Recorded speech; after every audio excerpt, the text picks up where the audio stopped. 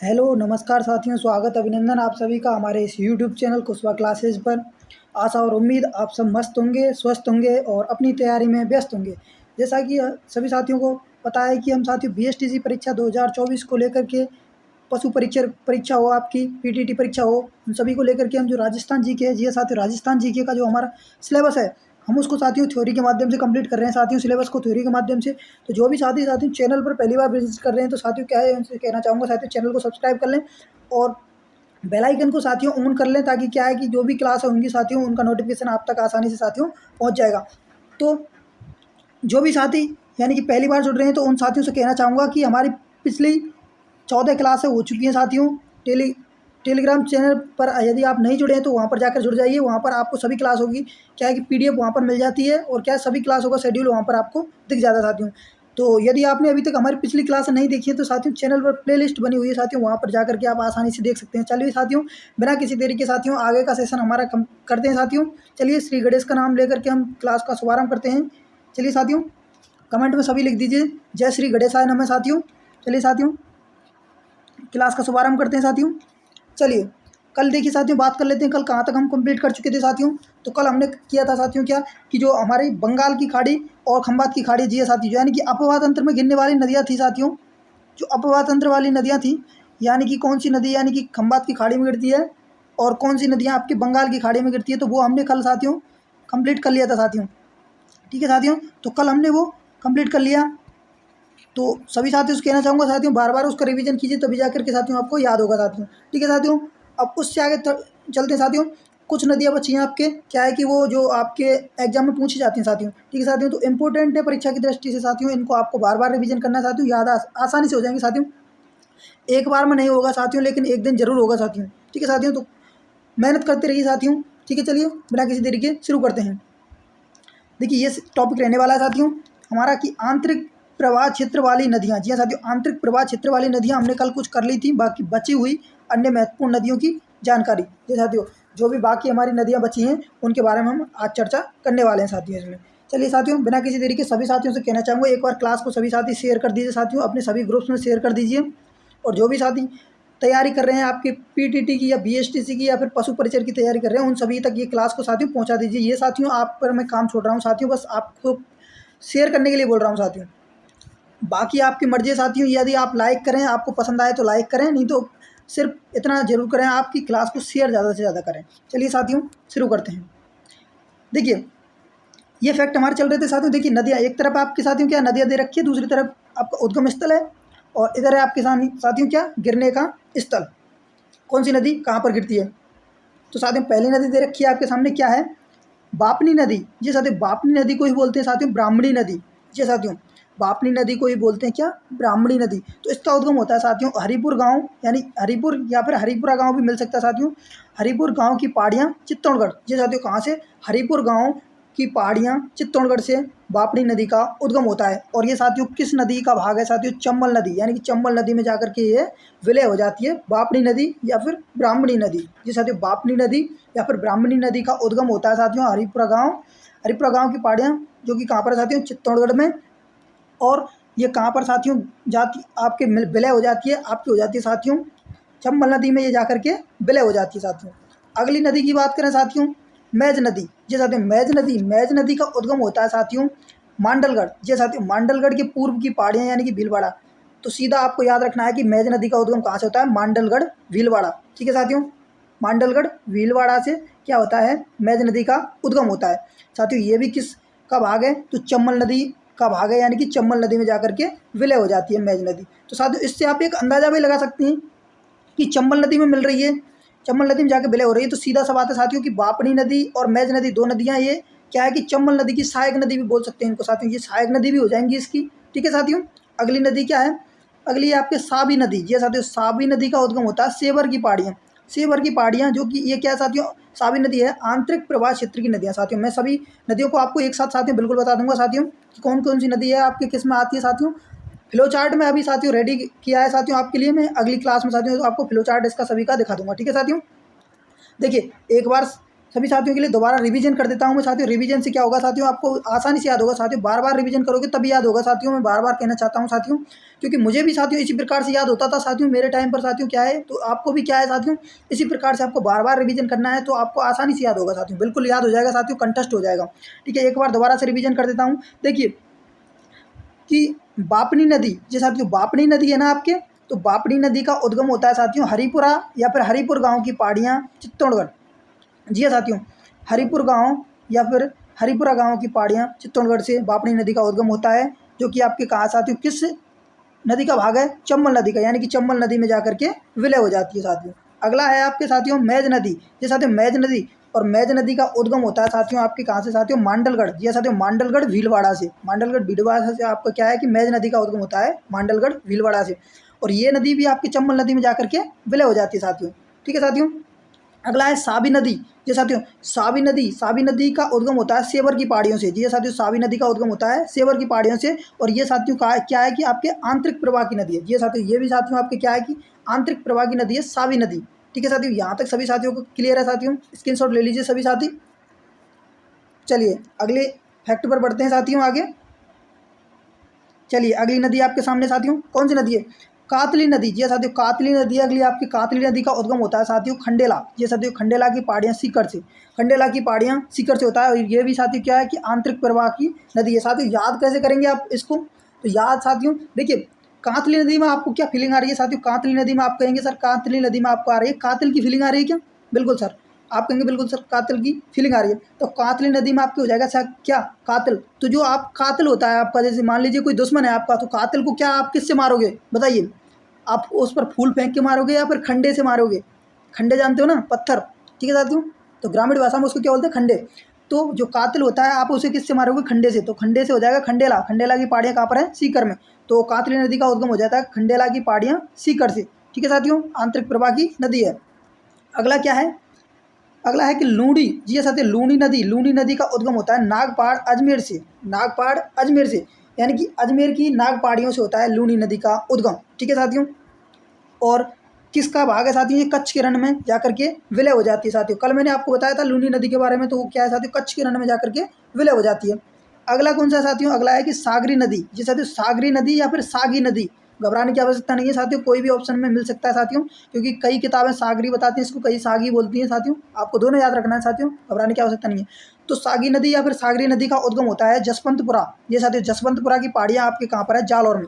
जसवंतपुरा की पहाड़ियाँ जालौर से सागरी नदी या फिर सागी नदी का उद्गम होता है, जो कि किसका भाग है साथियों, लूणी नदी। ये साथियों लूणी नदी में जाकर के विलय हो जाती है, यानी कि आप कह सकते हैं कि सागी नदी है लूणी नदी की सहायक नदी है। ठीक है साथियों, अगले पढ़ें साथियों, अगला कौन सी नदी है, अगला है साथियों आपकी जवाई नदी।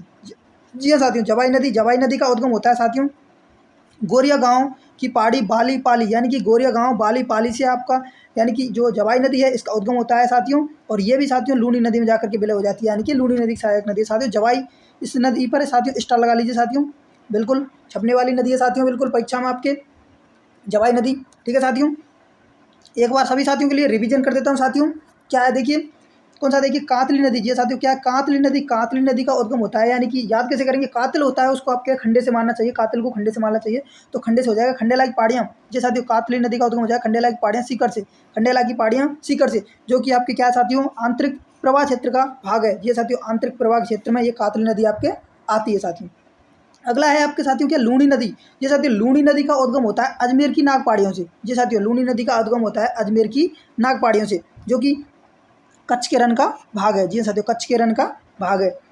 अगला है कि सागरी नदी या फिर सागी नदी। तो सागी नदी का उद्गम होता है जसवंतपुरा की पहाड़ियाँ जालौर से, जसवंतपुरा की पहाड़ियाँ कहाँ पर है, जालौर से। ठीक है साथियों, और ये भी क्या है साथियों कि लूनी नदी की सहायक नदी है, या फिर लूनी नदी में जाकर के विलय हो जाती है, तो सीधा सा इसका मतलब है साथियों कि सागी नदी है क्या है कि लूनी की सहायक नदी है। ठीक है साथियों, अगला है वेरी मोस्ट इंपॉर्टेंट जवाई नदी। ये साथियों जवाई नदी का उद्गम होता है गोरिया गांव बाली पाली से, गोरिया गांव बाली पाली से साथियों बिल्कुल इसका उद्गम होता है, तो वेरी मोस्ट इंपॉर्टेंट है साथियों जवाई नदी। ठीक है साथियों, और लूनी नदी का भाग है साथियों, लूनी की सहायक नदी है जवाई नदी। ठीक है साथियों, यहाँ तक सभी साथियों को क्लियर है, वो तो साथियों स्क्रीनशॉट ले लीजिए सभी साथी, और कोई भी प्रॉब्लम आपको आती है साथियों कमेंट्स बॉक्स में जरूर पूछ सकते हैं साथियों, कोई भी परेशानी हो। ठीक है साथियों, मैं आपका क्वेश्चन जरूर देखूंगा साथियों, और उसका रिप्लाई देने की पूरी कोशिश करूंगा।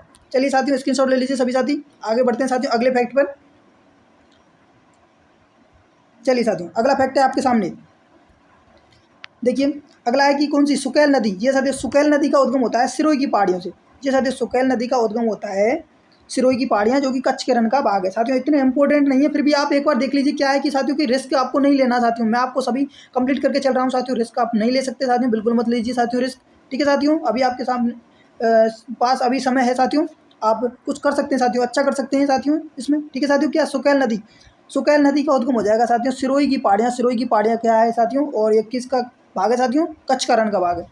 अगला है साथियों घग्गर नदी। ये साथियों आपकी घग्गर नदी है। घग्गर नदी का उद्गम होता है कालका की पहाड़ियाँ, यानी कि शिमला हिमाचल प्रदेश, यानी कि राजस्थान से बाहर, यानी कि इसका उद्गम होता है घग्गर नदी का। ठीक है साथियों, यानी कि कहाँ से होता है, कालका की पहाड़ियाँ। और कालका की पहाड़ियाँ हैं आपके साथियों शिमला, शिमला कहाँ पर है, हिमाचल प्रदेश में। ठीक है साथियों, और एक किसका भाग है, फोर्ट अब्बास यानी कि पाकिस्तान। ये आपको साथियों याद नहीं रखना है, कोई जरूरी नहीं है साथियों ये याद करना, सिर्फ उद्गम स्थल याद रख लीजिए आप इसका, कि घग्गर नदी का उद्गम कहाँ से होता है, कालका की पहाड़ियाँ, शिमला हिमाचल प्रदेश। ठीक है साथियों, अगला क्या है कि सूखली नदी।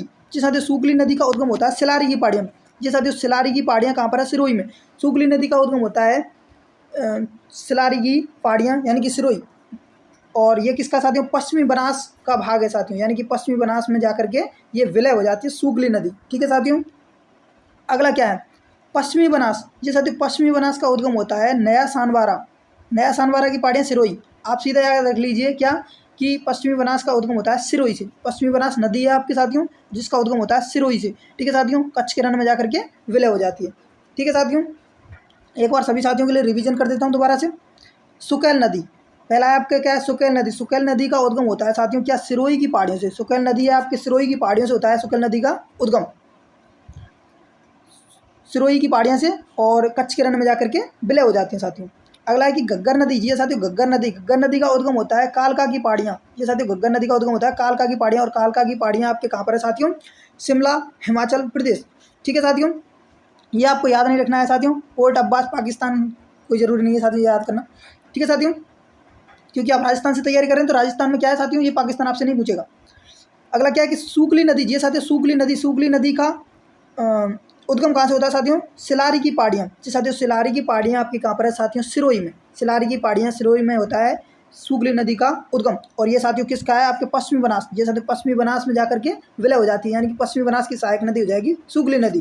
ठीक है साथियों, अगला क्या है कि जो बनास नदी, पश्चिमी बनास, पश्चिमी बनास नदी का उद्गम होता है नया सानवारा। जी साथियों सिरोही से। आप सिरोही याद रख लीजिए, पश्चिमी बनास का उद्गम होता है साथियों कहाँ से, सिरोही से। पश्चिमी बनास नदी का उद्गम होता है सिरोही से, और ये कच्छ के रण में जाकर के विलय हो जाती है। ठीक है साथियों, यहाँ तक सभी साथियों को क्लियर है साथियों, बिल्कुल साथियों सभी स्क्रीनशॉट ले लीजिए इसका, और कॉपी में अच्छे से नोट्स बना लीजिए साथियों इसका। और जिस प्रकार से आप याद कर सको साथियों, उस प्रकार से अपने हिसाब से उस अकॉर्डिंग आप क्या है कि साथियों नोट्स बना लीजिए साथियों, बिल्कुल साथियों।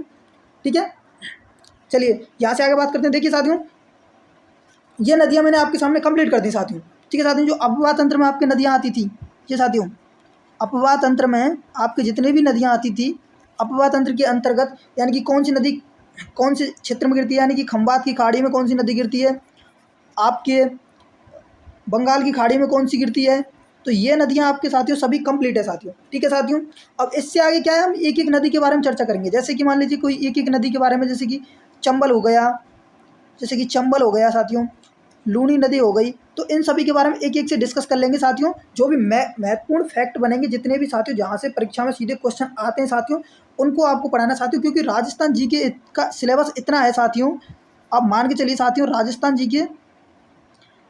जीके का सिलेबस इतना है साथियों कि ये हो नहीं सकता किसी पर साथियों। इतना है साथियों, जितना भी पढ़ेंगे आप उतना ही कम है इसके लिए साथियों। इससे क्या है साथियों, इससे क्या है कि आपको साथियों फैक्ट पूर्ण पढ़ना है, फैक्ट के अनुसार पढ़ना है, जो आपके क्या है साथियों परीक्षा में सीधा पूछा जाए साथियों। ठीक है साथियों, ऐसा नहीं कि साथियों क्या है कि आप कुछ भी पढ़ रहे हैं और परीक्षा में वो आए ही नहीं साथियों। ठीक है साथियों, तो फैक्ट के साथ पढ़िए साथियों, मेरे साथ जुड़े रहिए, मैं आपको बिल्कुल फैक्ट के साथ में पढ़ाऊंगा, जिससे आपका क्वेश्चन परीक्षा में, कोई भी परीक्षा हो साथियों, वहाँ पर आपका क्वेश्चन बाहर नहीं जाएगा साथियों। ठीक है साथियों, चलिए एक एक से क्या कि नदियों के बारे में चर्चा कर लेते हैं। तो पहली नदी मैं आपके लिए लेकर आया हूँ, चलिए साथियों चंबल नदी। सबसे पहले मैं आपके लिए क्या लेकर आया हूँ आज साथियों, चंबल नदी। चंबल नदी के बारे में आज पढ़ लेते हैं साथियों। धीरे धीरे इसकी जितनी भी रूपरेखा बनेगी साथियों, जितने भी इसके फैक्ट बनेंगे चंबल नदी से संबंधित, वो मैं आपके सामने रख दूंगा साथियों। ठीक है साथियों, और आप कोई भी परीक्षा उठाकर देख लीजिए साथियों, जहाँ पर क्वेश्चन आया है वहाँ पर देख लेना। चंबल नदी से बाहर जो मैं जो फैक्ट बता रहा हूँ उससे बाहर आपके क्वेश्चन नहीं जाएगा साथियों, ठीक है साथियों। अभी साथियों क्या थ्योरी साथ क्लास में चल रही है थ्योरी की, तो बाद में क्या आपके MCQ के माध्यम से आपको क्या है साथियों कि बाद में आपके टेस्ट सीरीज हल कराई जाएंगी साथियों, ठीक है। शुरू करते हैं साथियों। चंबल नदी के जितने भी महत्वपूर्ण फैक्ट बनते हैं साथियों, ठीक है साथियों। चलिए सभी साथियों से कहना चाहूँगा साथियों क्लास को एक बार जल्दी से शेयर कर दीजिए सभी साथी। चलिए देखिए ये आपके सामने रहे साथियों महत्वपूर्ण फैक्ट, ये साथियों फैक्ट के साथ में है बिल्कुल साथियों, ये मैं आपके सामने लेकर आया हूँ साथियों। तो चलिए शुरू करते हैं। चलिए देखिए क्या है कि चंबल नदी, ये साथियों चंबल नदी सबसे पहले प्रश्न पूछता है आपसे चंबल नदी का उद्गम कहाँ से होता है। तो चंबल नदी का उद्गम होता है साथियों, चंबल नदी का उद्गम होता है यानी कि मध्य प्रदेश के इंदौर जिले के महू के निकट जनापाव की पहाड़ियों से। आपको क्या याद रखना है, किस प्रकार से रखना है कि चंबल नदी का उद्गम होता है साथियों कहाँ से, जनापाव की पहाड़ियों से जो कि MP में है। ये साथियों चंबल नदी का उद्गम होता है जनापाव की पहाड़ियों से, और जनापाव की पहाड़ियाँ कहाँ पर है साथियों, MP यानी कि मध्य प्रदेश में। ये आपको याद रखना है साथियों, ठीक है साथियों, क्लियर है। अगला क्या है कि देखिए चंबल नदी, ये साथियों चंबल नदी एकमात्र ऐसी नदी है जो अंतर्राज्यीय सीमा बनाती है। ये साथियों चंबल नदी एकमात्र ऐसी नदी है जो कि अंतर्राज्यीय सीमा बनाती है साथियों, बिल्कुल साथियों। किस प्रकार से, ये आपका प्यारा सा राजस्थान, ठीक है साथियों, ये आपका राजस्थान हो गया। तो चंबल नदी यहाँ से MP से यानी कि मध्य प्रदेश से इस प्रकार से आपके उद्गम होता है और इस प्रकार से बहती हुई इस प्रकार चली जाती है। यानी कि चंबल नदी आपके क्वेश्चन बन सकता है साथियों कि दक्षिण से उत्तर की ओर बहती है। ये साथियों दक्षिण से उत्तर की ओर बहती है कौन सी नदी, चंबल नदी। ये साथियों क्या, चंबल नदी। तो चंबल नदी हो जाएगा साथियों, ठीक है साथियों। तो इस प्रकार से यानी कि अंतर्राज्य सीमा बनाती है, यानी कि राजस्थान के साथ में सीमा बना रही है। इधर आपके साथियों क्या है कि मध्य प्रदेश, राजस्थान और इधर उत्तर प्रदेश के साथ में चंबल नदी सीमा बनाती है, ठीक है साथियों, क्लियर है यहाँ तक। चलिए अगले फैक्ट देखते हैं साथियों क्या है। देखिए अंतर्राज्य सीमा बनाती है, ये हो गया। यह सीमा, ये साथियों यह सीमा राजस्थान तथा मध्य प्रदेश राज्य के बीच की है। ये साथियों राजस्थान और मध्य प्रदेश के साथ में क्या है, सीमा बनाती है चंबल नदी, ठीक है साथियों। जैसा कि आप देख सकते हैं ये मैप में, देखिए ये रहा, देखिए ये यहाँ पर आपके क्या रही है मध्य प्रदेश और ये रहा आपके राजस्थान, इनके बीच में आपके सीमा बनाती है, ठीक है साथियों, इस प्रकार से। चलिए अगला फैक्ट है कि चंबल नदी, जी साथियों चंबल नदी विश्व की एकमात्र ऐसी नदी है, चंबल नदी विश्व की एकमात्र ऐसी नदी है जिसके 100 किलोमीटर के दायरे में 3 बांध बनाए गए हैं। ये साथियों चंबल नदी आपके क्या है कि विश्व की एकमात्र ऐसी नदी है जिसके 100 किलोमीटर के एरिया में क्या है आपके 3 बांध बने हुए हैं साथियों, ठीक है साथियों, 3 बांध बनाए गए हैं। चलिए देखिए एक बार दोबारा से रिवीजन कर देता हूँ सभी साथियों के लिए, ठीक है साथियों। देखिए चंबल नदी, ये साथियों चंबल नदी, तो चंबल नदी क्या हो जाएगा साथियों, चंबल नदी का उद्गम हो जाएगा साथियों कहाँ से, जनापाव की पहाड़ियाँ, और जनापाव की पहाड़ियाँ कहाँ पर है, MP में, मध्य प्रदेश। यानी कि चंबल नदी का उद्गम हो जाएगा जनापाव की पहाड़ियों से MP, ठीक है। अगला क्या है, चंबल नदी, ये साथियों चंबल नदी एकमात्र ऐसी नदी है जो कि अंतर्राज्यीय सीमा बनाती है। चंबल नदी राजस्थान की एकमात्र ऐसी नदी है जो कि क्या है अंतर्राज्यीय सीमा का निर्धारण करती है। और ये किन राज्यों के साथ में करती है, तो यह सीमा का निर्धारण करती है, देखिए राजस्थान तथा मध्य प्रदेश राज्यों के बीच में सीमा का निर्धारण करती है। यानी कि राजस्थान और मध्य प्रदेश के साथ में ये सीमा बनाती है कौन सी, चंबल नदी, ठीक है साथियों। बिल्कुल फैक्टपूर्ण तथ्य हैं साथियों, बिल्कुल क्वेश्चन सीधा पूछा गया है साथियों, कोई भी परीक्षा उठा के देख लीजिए, अगर इससे बाहर क्वेश्चन चला जाए तो साथियों बताना, ठीक है। अगला है चंबल नदी, चंबल नदी विश्व की एकमात्र ऐसी नदी है, जी साथियों चंबल नदी विश्व की एकमात्र ऐसी नदी है कि जिसके क्या है कि 100 किलोमीटर के दायरे में 3 बांध बनाए गए हैं। जी साथियों विश्व की एकमात्र ऐसी नदी है जिसके दायरे में 3 बांध बने हैं साथियों 100 किलोमीटर के दायरे में, क्लियर है सभी साथियों को, तो स्क्रीनशॉट ले लीजिए साथियों। चलिए अगले फैक्ट पर चलते हैं, चंबल नदी के जितने भी फैक्ट हैं उन पर चलते हैं। चलिए देखिए ये कुछ फैक्ट और हैं साथियों चंबल नदी से। देखिए उन तीनों बांधों पर क्या कार्य होता है, जल विद्युत का उत्पादन किया जाता है। जी साथियों जो 3 बांध बने हुए हैं चंबल नदी पर, ठीक है साथियों, उन पर क्या है जल विद्युत उत्पादन का कार्य किया जाता है साथियों, जल विद्युत उत्पादन का कार्य किया जाता है उन तीनों बांधों पर, ठीक है साथियों। राजस्थान में, जी साथियों राजस्थान में सर्वाधिक अवनालिका अपर्दन चंबल नदी द्वारा होता है। जी साथियों बिल्कुल क्वेश्चन सीधा पूछा जाता है साथियों, सभी महत्वपूर्ण फैक्ट हैं साथियों, बिल्कुल परीक्षा में छपने वाला है साथियों। बिल्कुल क्या है कि राजस्थान में सर्वाधिक अवनाल का अपरदन चंबल नदी द्वारा होता है। सीधा एग्जामिनर क्वेश्चन पूछता है कि राजस्थान में सर्वाधिक अवनाल का अपरदन किस नदी से होता है, तो आप बताएंगे साथियों चंबल नदी। ये साथियों किससे? चंबल नदी से सर्वाधिक अवनाल का अपरदन होता है।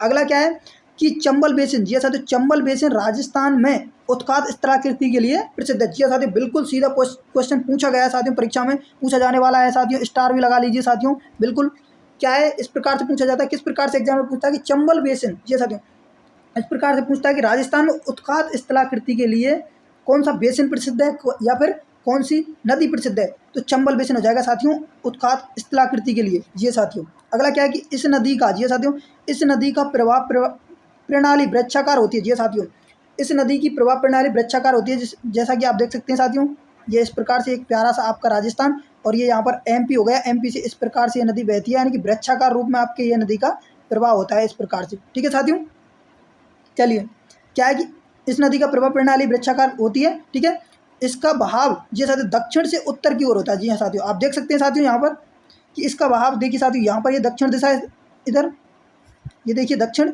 और ये आपके उत्तर दिशा, ये साथियों दक्षिण से उत्तर की ओर इस प्रकार से इसका क्या है साथियों बहाव है साथियों। ठीक है साथियों, क्लियर है यहाँ तक सभी साथियों का।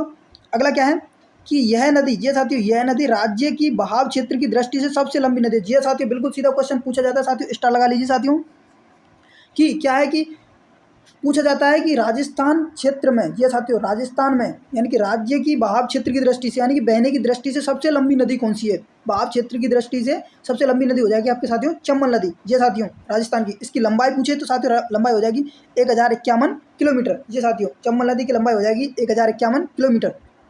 ठीक है साथियों, ये भी क्वेश्चन पूछ रखा है साथियों, स्टार लगा लीजिए इस पर भी।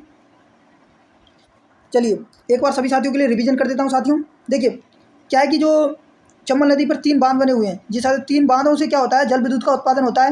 नॉर्मल सी बात है साथियों, क्योंकि जो बांध होते हैं साथियों नॉर्मल से, उससे क्या है कि जल विद्युत का उत्पादन होता ही है साथियों। ठीक है, अगला क्या है कि राजस्थान में, जी साथियों राजस्थान में सर्वाधिक अवनाल का अपरदन से चंबल नदी द्वारा किया जाता है। जी साथियों राजस्थान में सर्वाधिक जो अवनाल का अपरदन होता है वो चंबल नदी से होता है। ठीक है, अगला है कि चंबल बेसिन, चंबल बेसिन राजस्थान में उत्खात स्थलाकृति के लिए प्रसिद्ध है। चंबल बेसिन है ना, वो राजस्थान में क्या है उत्खात स्थलाकृति के लिए जानी जाती है साथियों। बिल्कुल साथियों, अगला क्या है कि इस प्रणाली की इस नदी का प्रभाव प्रणाली, इस नदी की जो प्रभाव प्रणाली है वो वृक्षाकार रूप में होती है साथियों। जिस प्रकार से देखिए आप देख सकते हैं इस प्रकार से, ये इस प्रकार से वृक्षाकार रूप में इसका प्रभाव होता है। ठीक है साथियों, किसका, चंबल नदी का। अगला क्या है, इसका बहाव दक्षिण से उत्तर की ओर हो जाए। जी साथियों इसका बहाव देखिए, यहाँ से ये आपके दक्षिण दिशा से और इस प्रकार से ये आपके उत्तर दिशा, इस प्रकार से इसका बहाव क्षेत्र है साथियों। यह नदी राज्य की बहाव क्षेत्र की दृष्टि से सबसे लंबी नदी है। जी साथियों बिल्कुल साथियों स्टार लगा लीजिए, बहुत महत्वपूर्ण क्वेश्चन है साथियों। बिल्कुल यह नदी यानी कि राज्य की बहाव क्षेत्र की दृष्टि से क्या है साथियों सबसे लंबी नदी है, और इसकी लंबाई पूछे तो लंबाई हो जाएगी साथियों क्या, 1051 किलोमीटर। ठीक है साथियों, यहाँ तक सभी साथियों को क्लियर है, सभी साथी स्क्रीनशॉट ले लीजिए इसका। ठीक है, चलिए आगे चलते हैं। चलिए साथियों, तो आज के लिए इतना ही साथियों। धीरे धीरे साथियों हम इस राजस्थान जीके का पूरा सिलेबस को कंप्लीट कर लेंगे साथियों। जो आपके बीएसटीसी परीक्षा हो, पीटीटी परीक्षा हो, या फिर आपके पशु परिचर परीक्षा हो, ये साथियों पशु परिचर परीक्षा हो, आपके कोई भी परीक्षा हो साथियों, यहाँ से क्वेश्चन आपके बिल्कुल साथियों 1% भी ऊपर नीचे नहीं जाएगा साथियों बिल्कुल। और जिन साथियों से कहना चाहूँगा, जो साथियों ने अभी हमारे टेलीग्राम चैनल को ज्वाइन नहीं किया है साथियों, तो लिंक डिस्क्रिप्शन बॉक्स में दे दिया गया है, वहाँ से जा करके आप आसानी से ज्वाइन कर सकते हैं साथियों। और क्लास कैसी लगी साथियों कमेंट बॉक्स में ज़रूर बताएं। चलिए साथियों मिलते हैं एक और नई क्लास में, तब तक के लिए खुश रहिए, मस्त रहिए और अपनी तैयारी में साथियों व्यस्त रहिए। साथियों सफलता साथियों एक दिन में नहीं मिलती, ये साथियों सफलता की खासियत है साथियों, सफलता एक दिन में नहीं मिलती, लेकिन साथियों एक दिन जरूर मिलती है साथियों। चलिए मिलते हैं एक और नए सेशन में, तब तक के लिए जय हिंद, जय भारत, वंदे मातरम। आप सभी का दिन शुभ हो।